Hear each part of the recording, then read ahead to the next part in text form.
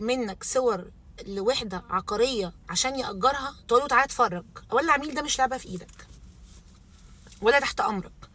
انت المفروض ان انت بتقدم خدمه كامله شامله للعميل. العميل بيجيبك بيديك اتعابك عشان هو يستريح، هو يشوف شغله وانت تشوف شغلك.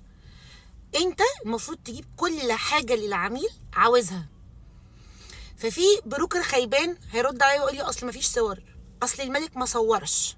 فندم، دي مش مشكله المالك خالص على فكره. ما هو المالك برضو جايبك عشان هو يشوف شغله وانت تشوف شغلك.